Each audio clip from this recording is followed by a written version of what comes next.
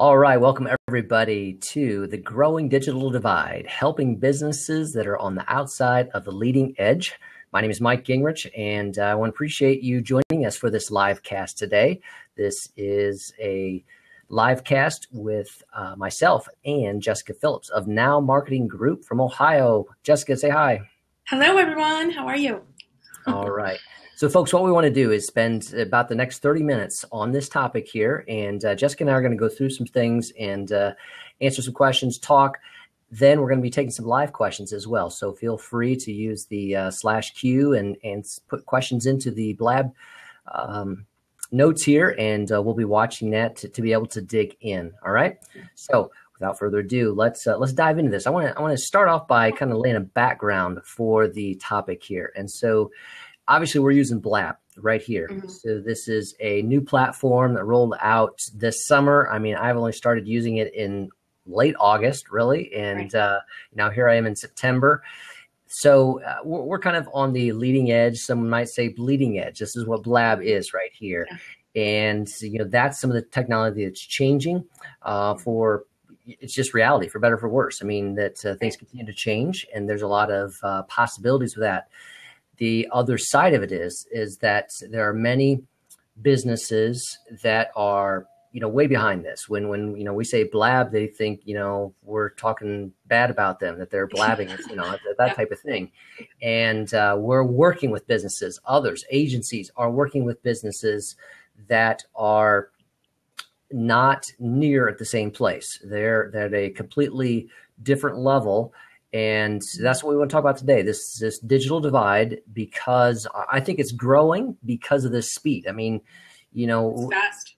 Yes. Mm-hmm. Yeah. So that's kind of our topic today. We want to dive into that and talk about it from some of our client perspectives, some of the things that are going on here now, because I'll start off and I'm going to switch over to you, Jessika, there. But, sure. I'm working with clients that are on a range, on a spectrum, but, very few of them, to put it, in perspective here, how Facebook changed and video became an important piece where you could get a lot better reach and more engagement through using short videos on Facebook, so that was a big divide for a lot of our clients because they just did not kind of embrace wanting to be on video, that video concept, and so they're still kind of thinking about whether they should do that, kind of the personality of the brand is a tough concept for them. So they're back at, posting on their Facebook page and, doing some pieces like that. So they do have a Facebook page, and I have others that, are still thinking about creating their Facebook page, and on the other side here, we're using this as a live streaming, live casting possibility. So that's a little bit of, where my clients are at. And what about you, your experience, or do you have many with a broad breadth across that spectrum? Absolutely. Yes. I 100% have the same scenarios going on. I have some clients that are like, why are you posting every day on Facebook? We don't need to post that much. I feel like we're being too noisy. And I'm like, no, you have to post every day. And there's some that completely get it and they embrace technology and they get really excited about it. Actually, Dr. Bennett, that Bodyworks Wellness that's subscribed to the side, he's one of them that kind of gets it and embraces it and knows that not every new platform that comes out is for everyone, but the ones that do come out, they heed our advice and start embracing it and using it to benefit their brand instead of waiting, for the next thing to come out or wait for meetings to discuss it. And by the time they embrace it, everyone else has already moved on to involved, now that they're using, maybe Facebook video, now we're involved to Blab. And, by the time they get on Blab, there may be something else, out there.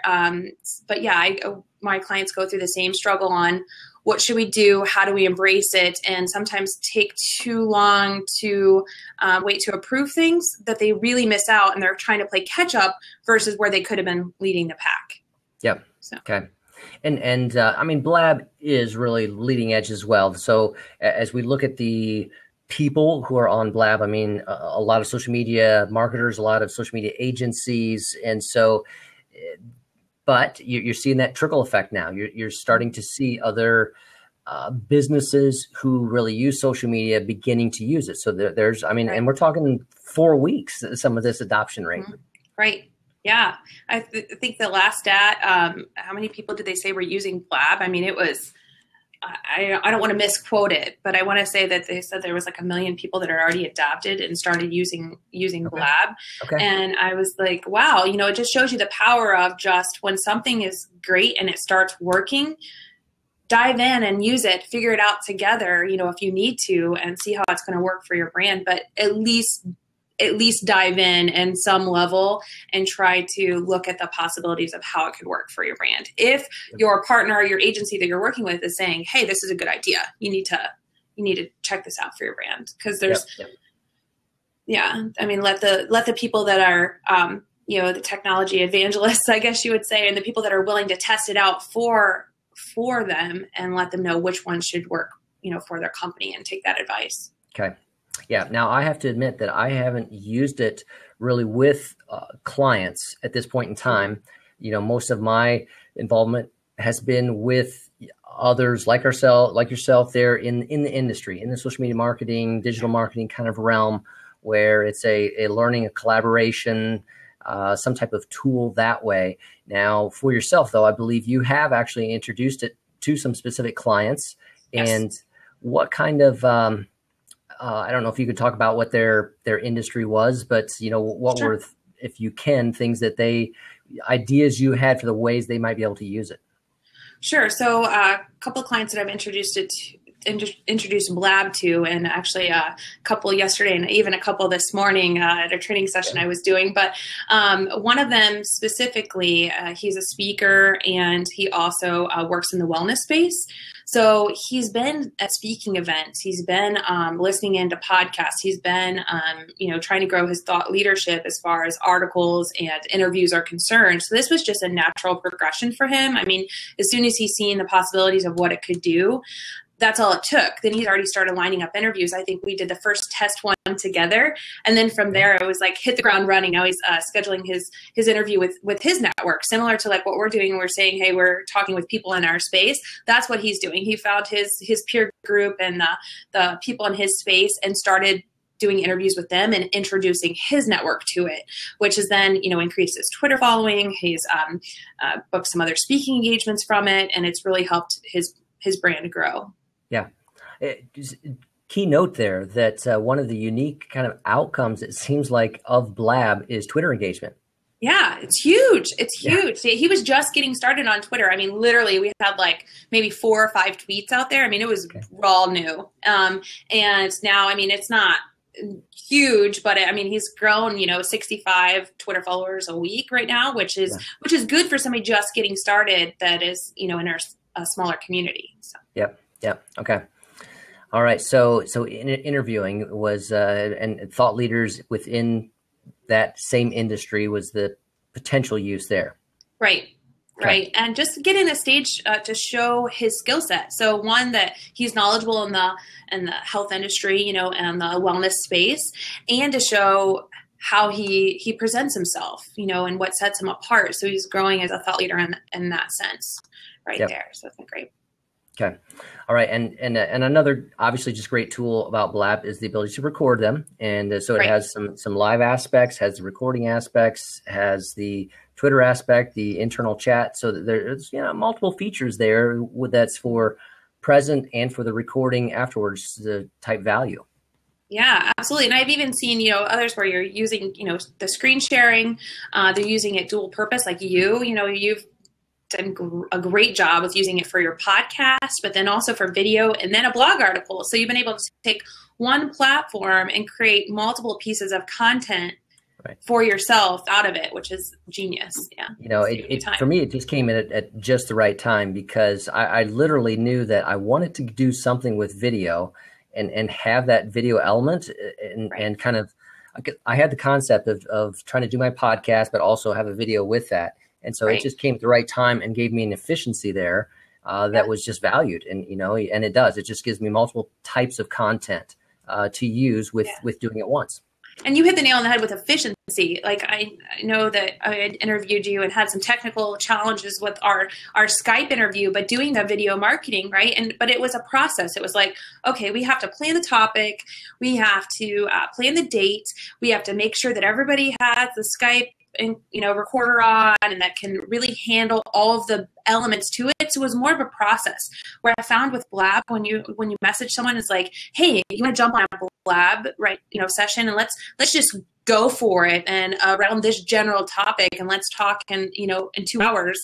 People are more amped to do it, whereas before it was like you schedule it out and it's weeks in advance before you'd even get a final result from whatever you're trying to do. And it's instant. You get your recording back within 5 minutes usually, and then you can repurpose it right after that, audio and the visual piece of it. Yeah, absolutely. Yeah, amazing.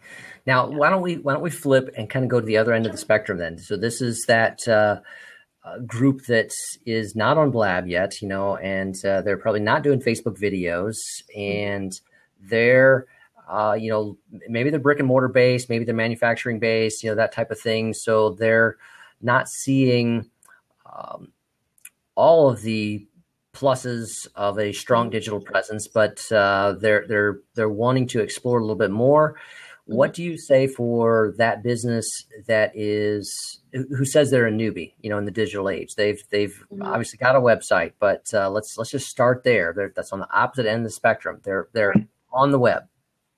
Okay, so they're a newbie. They're on the web. Yeah. What are they? We're not going to probably take them all the way to Blab right away. So what are some other foundations that they need to be thinking about? So what I've been trying to get clients to get comfortable with video, that it's not this YouTube production. So unless it is on YouTube, I should say that, because there is still this, if it's on YouTube, it does need to be of a certain quality, a certain visual, a certain audio quality. But remember the days of flip camera? Like, this was like 2 years ago, where the flip cam was out and everybody was using that flip video, and that was acceptable on YouTube at that time. And then we've evolved from there. Well, It's almost kind of went back that way with Facebook video. So I'm just trying to get them at least comfortable on Facebook video first with just their cell phone, and us just shooting it, right with a cell phone and saying, what tip do you have? Let's just do a quick tip. And honestly, like a perfect example of this is working with a government grant project called Activate Allen County. And we've done a lot of high quality video productions for them on healthy initiatives in our community, right? And it takes days of planning and going out and shooting video a couple days, and then recording it and then editing it, going back and through this back and forth process on what we want to change up. Well, I went there and there was new bike lanes that just opened up in Allen County. And I said, hey, let's go outside your office. It's literally right outside your office. And let's just shoot a quick video. And the audio is horrible.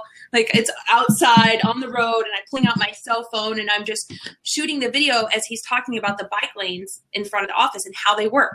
That video, if you go to their Facebook channel, has 3 times the views organically and just on that video than any other videos that we've had, high quality productions that we've embedded onto Facebook, because it was real time. Yeah. It was right then and there, and it was relevant, and it was just genuine. It was just shooting that video right there, no bells and whistles, just straight up, and they're getting results. So if we can get clients, I feel like, comfortable with that and just being themselves first, then the other things I think will come from there, where they can get comfortable with the other technology and the other pieces of video. And you said you were there with him, right? Yeah, I was there. Okay. And I was like, let's do it. It was not planned. It was just, this is new. Let's seize the moment and go out and do it. And it worked. Yeah. But isn't that what it's about somewhat? I mean, it's about trying to, it's training that is with them, perhaps. Yeah. I mean, some people, you can give them all the steps, but there's that barrier to doing that. Yeah, they need the push. They need to see, like, it's okay. And sometimes it was showing examples. Like, we had done it for a real estate company as well, where same thing. We're like, you got a new property out? Don't wait for this high quality, production, which, yes, that is nice to have on the website. You do want the nice virtual tour, but let's say, hey, we got an insider secret. This house just hit the market, and did a couple quick videos of it right outside, and then uploaded those on Facebook, and it took off. And it was a week or so ahead of the really nice production one. But because it was on Facebook, it was accepted there. And it just reminds me of those old flip videos. Like I said, you can go back to those days. But. No, I like that. I mean, because we're talking about this digital divide. They may not be ready, but that's a simple thing. Again, they're carrying their smartphone with them, and that's where it starts today in terms of many digital pieces there. And then again, if you got it on your phone, you can use it in multiple ways there. You can obviously post that to YouTube, post that to Facebook. There's multiple ways to use that same video, and then obviously get it back to your website, those types of things. Mm-hmm. But I like that. Just simple, genuine, low key. And you saw the results from that. Yes. Yeah. And it was great because then once you see the results with one, then you just show those results to another client and they're more amped. They're like, oh, they're doing it. They're seeing the results. And then it's more of a win for them. They can see the win, I guess, or taste the win. So they're wanting to go then dive into it. Excellent. All right. So now, I see Donna Gilliland, Most Training. You have joined us here. Donna, do you want to click in one more time? And I'm going to bring you in the conversation. And I also see Vicki McLeod. You're out there from Victoria, British Columbia. And so, Vicki, if you can stick around a little bit, I want to get Donna on board here. But then maybe I'd like to bring Vicki in, and maybe you can give us a little perspective. Okay. So, Donna, welcome. How are you doing today? Good. All right. Donna, hey, so you know our topic here, the growing digital divide, and you're kind of in the center of that because you're a trainer, and you're a trainer of digital technologies. Jessika and I have been talking about, how Blab is kind of, the leading edge. Not everybody's going to be on that. And, we flipped back to what is somebody that's definitely the opposite of leading edge. What are we trying to get them to do? And Jessika's talking about going out with them with that first, smartphone camera video and taking that. And I thought that was great. I think I may need to do that. Just kind of go out with some of my clients at those spots and show them, let's do this. So how about yourself, Donna? Do you see this digital divide, and how are you helping those who are not on the leading edge? Okay, so the first answer to that question is that I still see a huge digital divide, even among those who grew up with technology. There's this hesitancy to adopt. For example, Jessika was talking as I came in about the video piece. And I'm amazed at, I shouldn't say amazed. I know it's difficult to go on camera. So there's a lot of different reasons why people don't want to. But so I agree with Jessika that you have to take it one step at a time. So you've got to decide which direction you want to take that person in, because it's overwhelming. It's a lot to take in. So I still see that digital divide. So right now, one of the things I'm trying to do with customers is to help them adopt the video piece, to see the why, the value, and how to start. That you don't have to be, as Jessika said, I don't have to have some video that looks like it was on the news. Yep. You can just start small and work from there. Okay. Yep. And what do you see as well with some of your clients who maybe that they have a website? That's that base starting point. Outside of video, when you're trying to help them take a look at their business in growing their digital presence, what is another component that you're going to be quick to evaluate or bring to them? You mean beyond the website? Beyond the website and beyond a video, a smartphone at this point. Okay, a smartphone, is that what you're asking me? No, just beyond those two, what is the next step that you would want to try to have them be aware of to grow their business digitally? Well, one of the things that I talk to people about beyond the website is that I still see people who aren't doing anything with an email list, getting people to subscribe to an email list. I still see that across the board. The website's there, but there's no work toward getting a subscriber list. As far as the digital piece, I try to encourage from the website piece to a social media piece. And I don't encourage them to jump on all channels, because quite often they're in class with me and they're feeling overwhelmed because someone has said, well, you need to be on Instagram and Facebook and Twitter. You need to be on all platforms. So I try to help them evaluate exactly where their audience is and where that first logical starting point is in using digital to have a wider, bigger voice to reach their customer base. Yep. It's baby steps. Absolutely. And I think that the email list is an important one. And again, that coincides with their website. I mean, down at the basics, I always talk about, is your website mobile friendly? Just because we're switching there. I mean, mobile is the dominant usage, the vantage point for people who are accessing the internet today.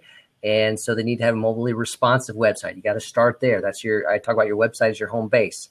You're right on. Then it's your email marketing. You have to be growing your list so you can communicate to those people. I mean, email is still important to people. I mean, how many times have you checked it already today?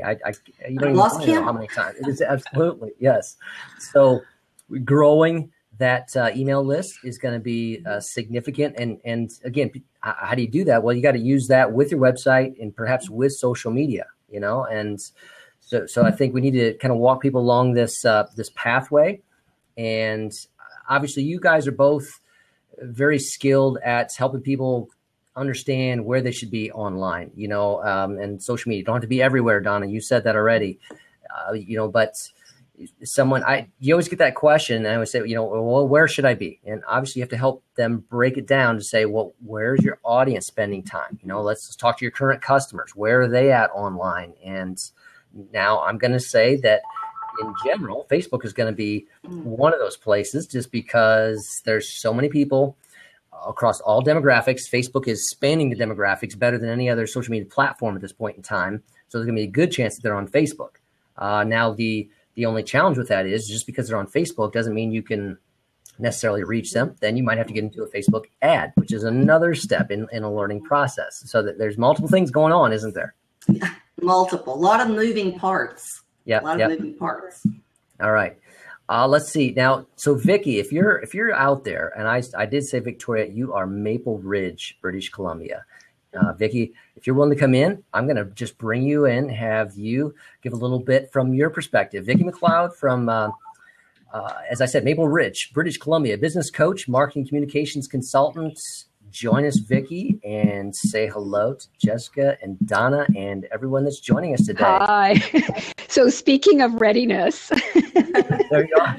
I'm in my PJs basically today on the West Coast. I've been podcasting this morning, and it's called the Pajama Podcast, but I saw your tweet, Mike, and I thought, yeah, why not? All right. So again, talking about you guys, the topic is so awesome. It's a beautiful topic, and it's something I run into a lot with clients. I met you, Mike, and Victoria at social media camp, and that's why you associate me with Victoria. It's just across the water. Yes. Yeah. So I jumped on. I just threw on some lip gloss, Jessika. I didn't do my hair, no other makeup. You look good, though. I have a little bit of lighting that helps.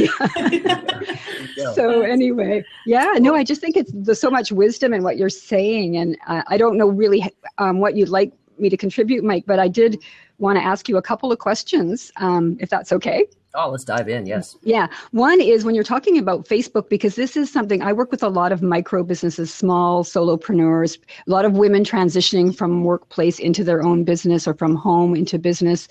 And I always advise them at least to get on Facebook as a minimum, because I just think it's so ubiquitous. And I sort of use the example, I say it's kind of like the yellow pages. People are going to expect to find your business there, so you need to create a presence. Mm-hmm. But I've been kind of wondering, as you were talking about, is that something you guys would say, yes, that's a good starting place in terms of a social media platform for a business? Or I think it comes back to, you always need to take a look at where are their customers spending time? And what social media networks would their where would their customers be? Audience. But yeah. It's going to be likely that Facebook is going to be one of those places. Well, that's what I was thinking with what you were just saying. Yeah. That it crosses so demographically, it crosses. And I do feel like it's gotten to be that place where we now just go there. Like if I send someone an email and they don't respond to me as quickly as I think I'd like them to, I just pop them a message on Facebook and they're there in 30 seconds. Do you have people that you only have their Facebook contacts to and not their actual email? I think I Facebook do, and it's quite weird and then it's quite weird to ask because your point about email marketing, I think, Donna, you made that point, and I think that's a really integral, like if you're building the basic suite of what do people need to use. But then to go onto Facebook and then ask someone, can I have your email address? Or, it just sort of often feels a little strange. I want to share, though, a great experience I had with someone I met. I met her in person first very briefly. We became good friends on Facebook. She's from Connecticut and Florida, and I'm on the west coast of Canada. And we've been blabbing a little bit. We've been chatting a little bit. And so she Facebook messaged me and said, can I get your mailing address, my home address? And I thought, I said, I'm intrigued, but yeah, okay. And I thought, maybe she's going to send me a little card or a little note. We talked about the changing seasons and the fact that in Connecticut, there's a certain kind of apples you can get only there. So a FedEx box arrived on my doorstep yesterday with a bag full of apples from this orchard in Connecticut. How cool is that? Like, that to me is just such a powerful story. And this is a woman, when you talk about digital divide, very new to Blab. I invited her to come on one and speak a little bit. And she was very grateful for the opportunity. And like, I just thought, like, this, it's that powerful piece, right, that we have. Yeah. So the only other thing I want to contribute, I don't want to hog up your guest spot here, but you asked the question, Mike, about where would you point people beyond the video, the iPhone, the website, and then we talked email lists and Facebook. I always also talk to them a lot about, and you may have touched this in the beginning, I might have missed it, about kind of trying to find their voice in terms of content. Like, what is it that they're really wanting to communicate with people? What is it that they really think they can offer that's valuable to the community they want to serve? And then how can they start to design a kind of content model that they're comfortable with? As much as I'm now getting more comfortable jumping on video, I like podcasting better. It's just suits my nature more. It's more natural and easy for me. So I want to give myself as many breaks as I can, So that would be just the other piece I would offer, is like to help clients identify early on, what's your content voice? What's your medium? What's your message? That's very true. Yeah. No, that's and awesome. Then start to play in the content and get comfortable connecting with people online, commenting on blog posts, commenting on blabs. Even if you don't want to go on screen, come into the chat. Get on Twitter and tweet a little bit back and forth with people that you might want to meet. And it's a good point. Yeah. Particularly the content voice, voice, and just kind of breaking that down a little further, because I think sometimes people get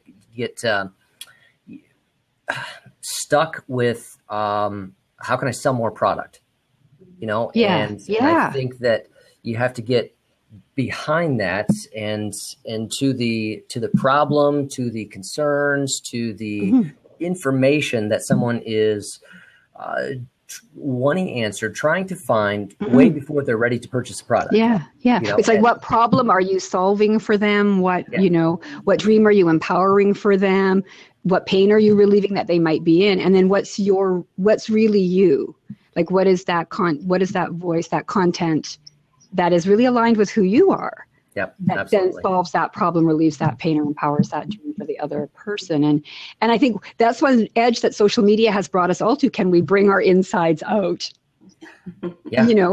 Can we? How comfortable are we with it? And then how does that link to our product or service? So hopefully it does. And hopefully it aligns really well. But and thank you for bringing some of that inside out, Vicki, today to us here. Yes, it might be.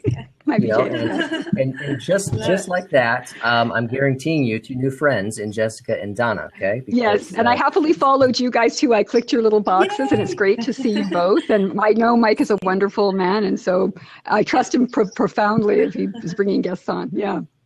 Great. Lovely to see you, Mike. Thank you very much. All right. Thank you very much. Okay. Bye, guys. Right. Bye, everybody. Bye. So, folks, if someone else has a question out there, I also want to be able to kind of bring you myself out in our guest spot. All right. She's so cute. What's the name of her podcast? What you say, Pajama Podcast? Vicki, make sure you put that down there and send us a link to it down below. So it's not self-promoting. We're asking for it. All right. So you put that in. I wish I looked like that in my pajamas. Really? I need a minute. Agreed. I need a whole lot more than lip gloss. Yeah, right? You look good. You look great. All right, folks. So if anybody else has any questions, you let us know. We are taking questions. We're going to open up the seat if you want to here. But let's just let's keep going here with a little bit more. And go ahead, Jessica. Tell you something, Mike? Going to Inbound last week, I heard something. I heard you guys talking about Facebook, and everybody's there, or at least for my non-leading edge folks, describe a little bit more what Inbound is. Okay. Oh, okay. So Inbound inbound is permission-based marketing. That's the easiest way to sum it up. I've tried all these other ways, and I'm just going to go with permission-based marketing. So inbound is that is what inbound marketing is, permission-based marketing. It's earning that know, like, and trust relationship. And HubSpot sponsors, HubSpot is an inbound marketing software company, and they sponsor a conference or host a conference once a year. And each year it's crazy in Boston. And this last week was their inbound marketing conference, and 14,000 people in attendance. Ridiculously awesome. But when I was there, there was a pro blogger, and they talked about how they stopped using or not going to be using Facebook as much because they found like their audience wasn't there because they're a blogging platform, and it was a matter of time for them. And they were saying like how they were going to be moving and using like more Twitter and just content pieces, which I get that. So I just want to know like your thought, if you found anyone else that's just like, no, I'd rather full on go all the other way. Because I was just really taken back by that. Like I love Twitter. Twitter's my favorite. LinkedIn. I love LinkedIn and Facebook. They're kind of like children. I love them all the same. But, I gravitate more to Twitter now, I think, than anything else. But have you found anyone else like that? Or they're just like, no, I haven't. Isn't that weird? I have seen that pro blogger put a blog post out about that, and it got some information, things like that, But I wonder if it's just like, very, very specific to who they try to reach. They're trying to reach that professional blogger. I mean, that's a small niche there. I was trying to wrap my head around it, and I was like, me, when things don't make sense, I have to like make sense of it before I can absorb it, So I was thinking, I was like, maybe it's because for their audience, and we have some other clients like this, where when people are on Facebook, they're like laid back and they're hanging out, and they very much have like the friend family hat on, not so much their work hat in many aspects. So maybe it's because they need more people that have that work hat and that mentality when they're on the social network or something. It was the reason why they're investing their time somewhere else. That's the only thing I can make sense of. But, or maybe they're just going, everyone else is going left and they're like, we're going here because it'll make us stand out. I don't know. I respect what they do. So I don't know, but it was very interesting to me. I just wondered if you guys have heard anything like that before. Yeah. No, I've heard of them doing that, but, it seems like, very, very unique in my mind, and just with the trends. I mean, I was just going through some statistics again on Facebook's growth, and just amazing. Not only the users, but the active users, and then the mobile daily active users, and then those that are doing the add-ons. When you take a look at the Facebook Messenger app, and you take a look at the Instagram app, and if you put WhatsApp within that internationally type thing, just that combination package just is amazing there. And that's something that we really didn't talk about today. Is we're kind of talking on a more U.S., Canadian, UK type basis, where technology is prevalent already, but for other nations. I was in Honduras here in the spring, and so completely different perspective. You want to talk about digital divide there, but they're still using the Facebook app and WhatsApp, which is owned by Facebook. Right. So those were two different pieces of technology, but it's very different there. But the moving forward for them was again just the next step in their website development, their list building. So some things that Donna already talked about there. Just very interesting. You need to be aware of all the different perspectives. And are you U.S., Canadian, UK type based, or are we talking a developing nation status? What's going to be helpful for you and your business there, and who are you trying to reach? People in your country, trying to reach people in your city, trying to reach people nationally, internationally as well. That's a good point. Yeah. Yes. Yeah. Okay. So Vicki let me just say those out loud here for the audience that's just listening. So Vicki, who is with us, you can find her at themindfulmultipreneur.com and selfdiscoveryradio.com. Let's see. She's got a link in there. SC Everyday Happiness. I'm going to put that one in there. And then mainstreetcommunications.ca. So I'm going to mention those. I will have those in the blog post as well. So that was very nice of Vicki to follow up with that. Appreciate that. How about you guys? Have you used WhatsApp at all? I haven't. Okay. I have not. All right. So I did it just because I explore that type of thing. And but when I went to Honduras, I found it was actually helpful because there's a widespread use there. So they were using text, the Facebook app, and WhatsApp, and they have we have less internet connections there, and so you're always looking for alternatives. That's why Facebook has invested in some lightweight Facebook technology so that their app can be used just on data and in a lightweight fashion. But that's again, to me, that's another reason why you just do not ignore Facebook. So they're being leading edge in giving access to everyone. So that's Facebook is not like Blab and it's and it's brand new. It's been around for a while, but it's got so many tools and pieces that are still evolving with it.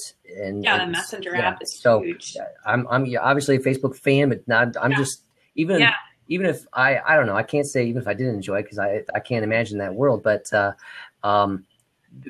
they're just doing innovative things which are keeping them at the forefront and that can help businesses. Did you see the input about their integration with Shopify now that they're starting to test? It's huge. That's going to be huge. I love it. I wish I was Shopify. I know. I'm like, it's like the .com. You're like, I missed it. But I love what Vicki said too when she was that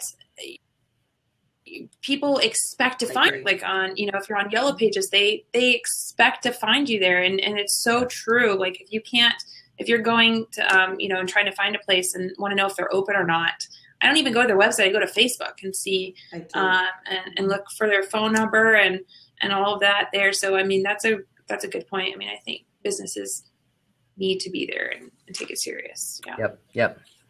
Now, I mean, what do you think about my perspective on you need to have that presence so that way you're discoverable. So somebody's on Facebook and they can search for you. But if you really want to reach your target audience, you can't just sit back. And the best way not to sit back, but to reach them is going to be through Facebook ads of some sort, whether it's a lookalike audience. And, that's where you can upload maybe your existing client email list and say to Facebook, give me an audience that looks like this. They try to match demographics.